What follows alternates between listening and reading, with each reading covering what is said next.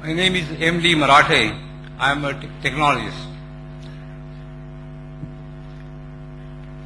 Before I start, I would just like to explain that I would like to take the audience from the sentimental plane to a more scientific and rational plane.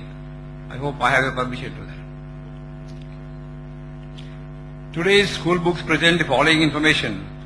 In the course of evolution, the animal man or Homo erectus evolved 2 million years ago with a brain size of 1000 cc against a size of 400 cc of the apes. Evolution continued with the brain growing to 1400 cc 200,000 years ago, and this animal was known as Homo sapien. The present form of man was evolved about 35,000 years ago and is known as Homo sapiens sapien. Anthropologists have estimated that man developed a speech center in his brain 50,000 years ago. Now the question is, in this record of development, when did God originate and for what purpose? Number two, the progress of science has made it possible to... Only one question, sir. Any question? This is in relation to that. If you cut it short, the answer will not be long. Give me the time for the questions, please. Okay. When the progress of science has made it possible to clone all animals, including man, to produce any number of animals having all desired characteristics. If God ever existed, how much of the power attributed to God is now left with him? And the last, if God is ever existed, how much of the power attributed to God is now left with him? Third one, God is described as a sea of kindness, finished, and mercy. Yet all leaders of all religions, when faced with the prospect of death, rush to a hospital like the one next door and never to the place of worship where they preached all their life that man lives and dies by the wish of God. Is there an explanation for this phenomenon? So brother has asked basically three questions. First he gave, according to him, the theory of evolution of man and said, where does God fit in? Secondly, after God has created all these things, how much of his power has been reduced? Thirdly, that when you get sick, you run to the hospital, not to the temple or church or masjid. Three part of the question. He said the answer will be short. The question was long. So imagine, to give a detailed answer will take time. Brother, I'd like to tell you that what you quoted about the Homo sapiens, etc. You are talking about the theory of evolution, brother. Theory of evolution. I'm a medical doctor. I have not come across a single book in my life which says fact of evolution. It is theory of evolution. And even I know about the theory of evolution and about the Darwin's theory. Complete answer refer to my video cassette, Quran and Modern Science, Conflict or Conciliation. What Darwin said was only a theory. He wrote a letter to his friend Thomas Thompson in 1881 that I believe in this theory of natural selection because I don't have any proof. Only because it helps me in natural selection, it helps me in embryology, in classification, in rudimentary organs. There's no book saying the fact of evolution. All the books say theory of evolution. That's why if we have to say to a friend that if you are present at Darwin's time, Darwin's theory have been proved right, trying to insinuate you look like an ape. There were missing links. Darwin himself said the missing links. You spoke about the hominids, you only spoke about one wave. I'll tell you about all the four waves. The first wave was Lucy. Lucy was first wave which came 3.5 million years. You talk about 2 million years, I'm telling you what scientists have said 3 million years ago. Lucy. It died out by the Ice Age. The second came the Homo erectus. About 500,000 years. After that came the Neanderthal man, the third wave. About 40,000 years ago. And the last was the Cro-Magnon. But brother, there is no link between all these stages. It's only a hypothesis. According to P.P. Grasset, who held the chair of evolutionary studies in Paris, in Sorbonne University, in 1971, he said, it is letting our imagination run too wild, just based on vestiges to say who our ancestors were. I do know there are some people who speak about Darwin's theory. I'm a medical doctor, I know about that. But do you know there are hundreds of scientists who speak against it? The few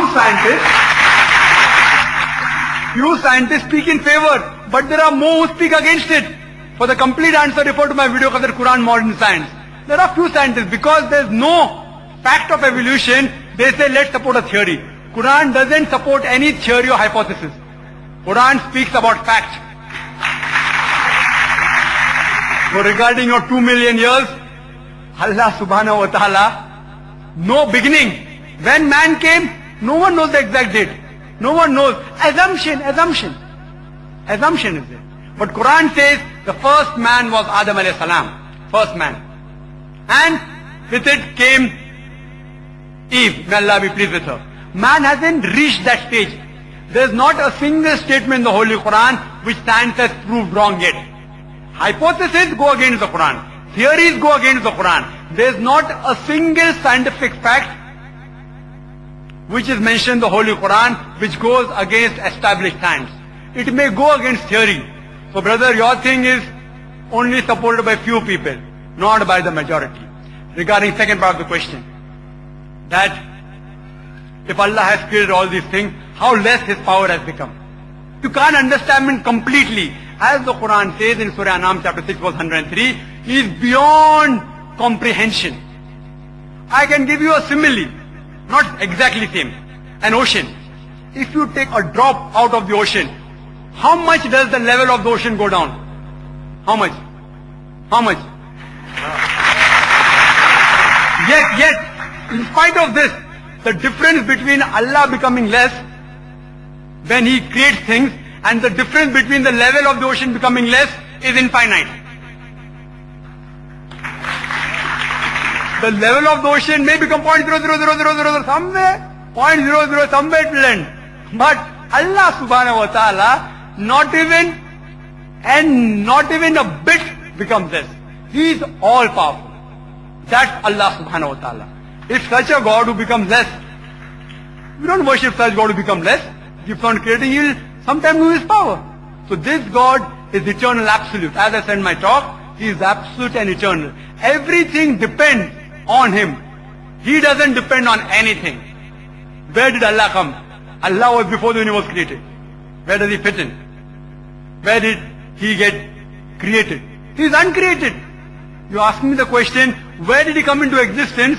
He is uncreated.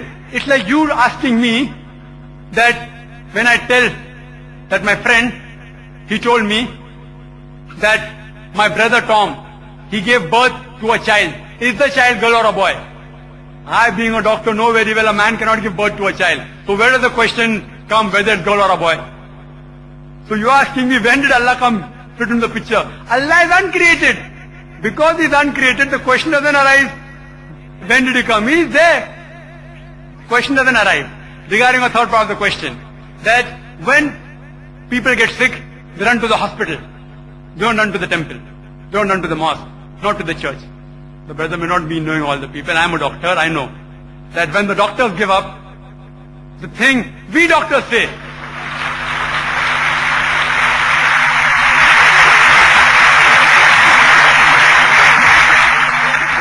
we doctors say, Huwa Shafi, it is He who cures. That doesn't mean a person gets sick, only go to the temple. Because the Quran says in Surah Nahl chapter 16 verse 43, as well as in Surah Furqan chapter 25 verse 59, if you are in doubt, go to a person who knows, who is an expert. If you get sick, besides praying to Allah subhanahu wa ta'ala, go to a person who is an expert in medicine. Go to a doctor. Quran says that. But even after going to the doctor, have faith in Allah. Because He is the person who cures you. He can cure you with a doctor or without a doctor. So Allah subhanahu wa ta'ala says, we don't believe in blind belief.